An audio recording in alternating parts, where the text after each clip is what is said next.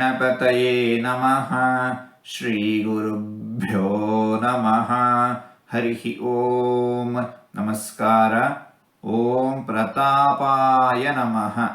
ಭಗವಂತ ಅಗ್ನಿಯಲ್ಲಿ ವಿಶೇಷವಾಗಿ ಸನ್ನಿಹಿತನಾಗಿರುತ್ತಾನೆ. ಜಠರಾಗ್ನಿಯಲ್ಲಿ ಸನ್ನಿಹಿತನಾಗಿ ಜೀವಿಗಳು ತಿಂದ ಆಹಾರವನ್ನು ಪಚನ ಮಾಡುವವನು ಭಗವಂತ.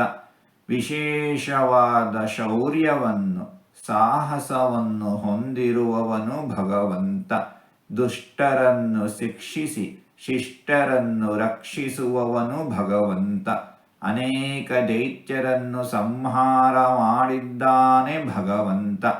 ಇಂತಹ ಭಗವಂತನನ್ನು ಪ್ರತಾಪಾಯ ನಮಃ ಎಂಬುದಾಗಿ ವಿದ್ವಾಂಸರು ವರ್ಣಿಸುತ್ತಾ ಇದ್ದಾರೆ. ಹೀಗೆ 4 ತೊದಲು ಮಾತುಗಳನ್ನು ಆಡಿದ್ದೇನೆ. ಇದರಲ್ಲಿ ಏನಾದರೂ ತಪ್ಪುಗಳು ಇದ್ದರೆ ಆ ತಪ್ಪುಗಳನ್ನು ಬಿಟ್ಟು ಒಳ್ಳೆಯದು ಅಂತ ಏನಾದರೂ ಇದ್ದರೆ ಆ ಒಳ್ಳೆಯದನ್ನು ಮಾತ್ರ ಸ್ವೀಕರಿಸಬೇಕು ಅಂತ ಹೇಳಿ ಪ್ರಾರ್ಥನೆ. ಈ ನುಡಿಗಳನ್ನೆಲ್ಲ ಆಡಿಸಿದ ಭಗವಂತನಿಗೇ ಸರ್ವವೂ ಸಮರ್ಪಿತ. ಸರ್ವಂ ಶ್ರೀಕೃಷ್ಣಾರ್ಪಣಮಸ್ತು.